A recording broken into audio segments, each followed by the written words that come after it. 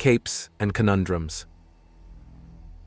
Thank you for seeing me. I am Dr. Malaise, psychologist and family counselor, she says, shaking the hand of the defeated-looking Yaoya man that looks like he's been through a small war. Before we begin, do understand that your son is in good health and currently being kept busy. He earned some money as a civilian contractor as well, and has used a portion of it to hire me to help sort out this situation. Good afternoon, ma'am. Yes, it would be that bad with Albin and his sisters. With Albin and me, sweet ancestors, what a mess. Thalison Shadow says with a sigh. He and Albin's mother are sitting front and center with the other mothers in the room observing. The blood mother and father having priority in whose part of this meeting. Don't think of me as an authority. Think of me as a neutral party and sympathetic ear. Yes, your son is who hired me for this. However, my ultimate goal is to bring some level of peace and understanding among your family. Which means I'll be speaking to your daughters after you, and I've already spoken to your son. Understand? I do. Do you also understand that I am not a lawyer and am not offering advice on the legal end of things? Yes. Very good. Now then, in your own words, please describe this situation as you understand it. Dr. Malaise prompts, and Thalison nods. Right, well, I suppose this was coming, or something like this was coming for years now. Albin is, well, when he was smaller, he was a sickly little boy. He just never had an appetite and never really had the energy of his sisters, either older or younger. We did the responsible thing and kept him inside and ensured he had high nutrition food to sustain him, despite the fact he'd usually only nibble at his meals. Your son didn't mention being sickly growing up. We made a point of not letting him know. We treated him like he was normal, like there was nothing wrong and he would be fine, because he would. What he had was Guarana's syndrome. The family is somewhat prone to it. The disorder shows up at least once a generation. For the sake of clarity, could you explain Guarana's syndrome? Dr. Malaise asks. In essence, your child has a very small appetite and low energy.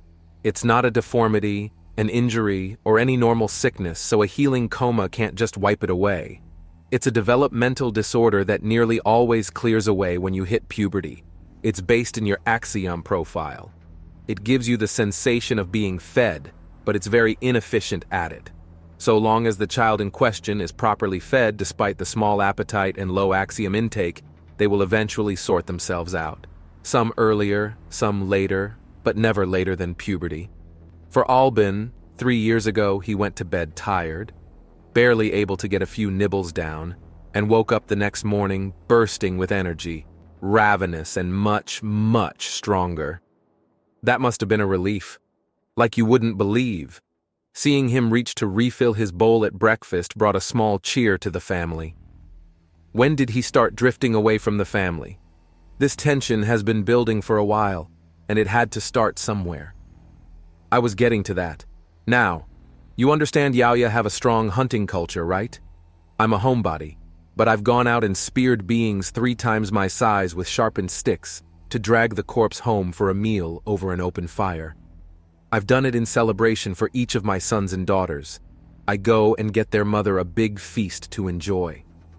However, when we took Albin hunting, something went wrong. Do you know what happened exactly? Dr. Malaise asks, and Thalison sighs as he rubs his eyes. Yes, he wasn't as aware as he should have been on his first hunt, and the prey got very close to him. His mother saved him, speared the beast right through the heart. But it had already pounced, and it was close enough for some of the blood to land on him in that first hunt. That sounds fairly traumatizing, she says, and Thalison just sighs as Albin's mother gives his hand a squeeze. It was bad. We hadn't meant to, but while we had assured that he didn't think of himself as strange, we did treat him very delicately when he was a child. So, yeah, Aziza Shadow says, and Thalison pats her on the knee. So that's where his aversion to normal hunting started. But where does Beaky come into the picture? Dr. Malaise asks. My daughters will periodically make a concentrated effort to get Albin to join them on a hunt. For a while it worked, but the last time it did was when they were hunting full-grown Tharasso wings, cliffside and ocean hunters that make beautiful clothing and taste really good. But the last time it happened, Albin was separated from the main group. He was just really getting his mastery of the cloak at the time and was proving to be a very quick study. He faded out of sight, got distracted, and left the main group. Thalison explains, and Dr. Malaise nods. He then finds himself right near the nest, as his sisters are scaring the birds into taking flight so they can be shot down.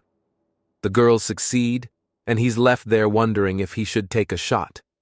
Then he finds a large egg that's shaking ever so slightly. Aziza finishes, and Dr. Malaise nods again. And that moment must have been nothing short of pure magic to him.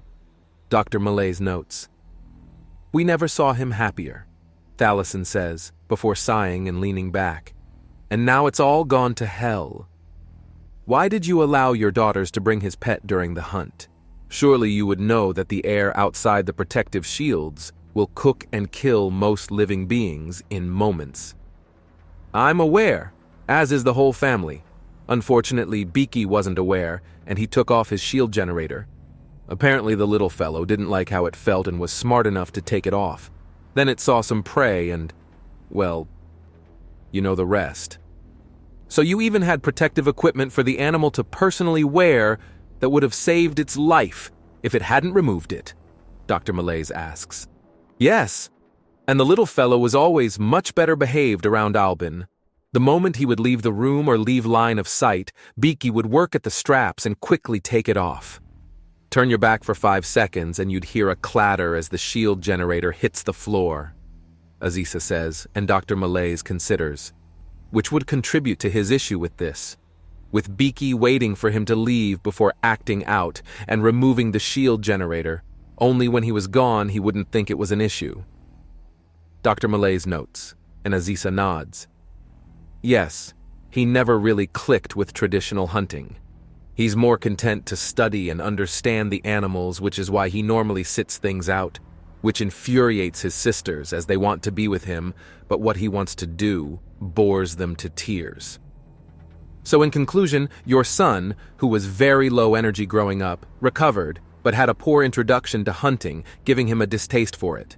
His sisters have been trying to get him interested in the traditional Yaoya pastime, and in the process he came across a hatching Tharasso wing, which he promptly tamed. Yes, we also helped him register and inoculate Beaky, Thalison says, and Dr. Malaise nods.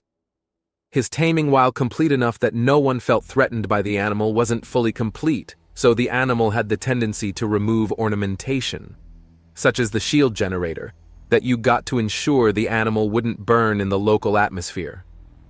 She continues. They nod. Finally, the taming was so good that the bird would only act out when Albin left the room. Right? Right.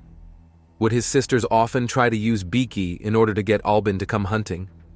It did happen more than once, but Beaky was never hurt, and Albin always went with them, coming home in good spirits and teasing his sisters.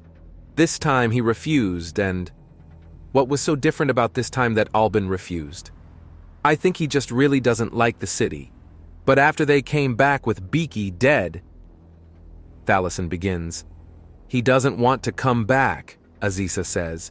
We signed that form so it would let us know where he is, and if he's doing something, then he's not thinking about other things. As I said before this meeting truly started, your son is being kept busy. He has adult supervision at all times, and is being observed by an outside party with emergency services on speed dial if anything happens, Dr. Malaise says. I know it's just, how do we come back from this?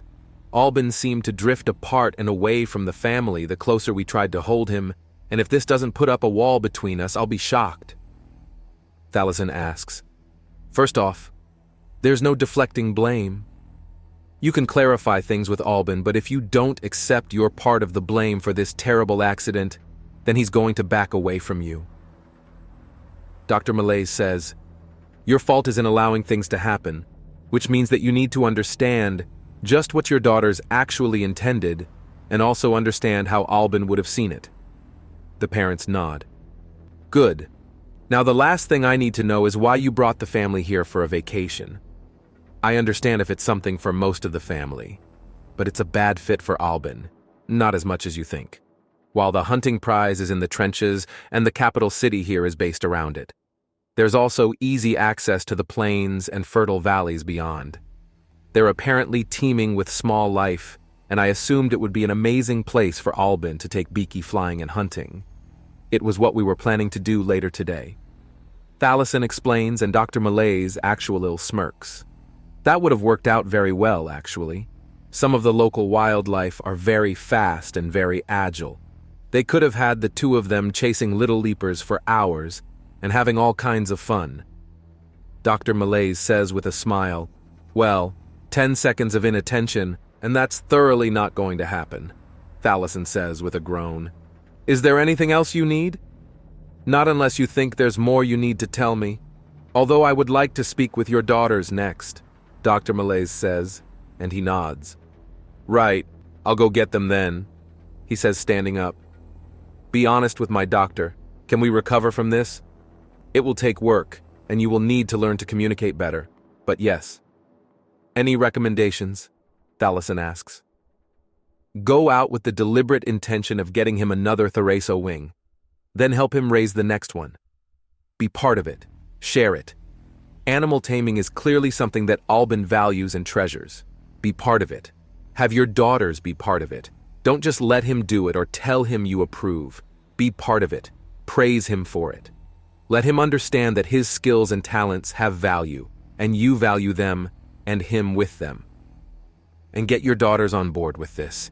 It will take some time, but it will heal the wound, and you should be closer than before. I hope so. Do you think he'll choose a better name than Beaky this time? Even if the name is as silly as Beaky Jr. or even less dignified, use it and allow it. Your son has dreams and talents that have been thoroughly disrespected, even if only by accident. It takes respect to heal disrespect, Dr. Malays says, and there are more nods from the parents. Now, when it comes to the other siblings, I need to know which ones were most involved in this event. Who was there when Beaky died? I'll go get them. I assume you want to speak with the ones who took Beaky first and separate before speaking to the others? That will be just fine. I and their mothers will be in the room as you speak with them, Thalison notes.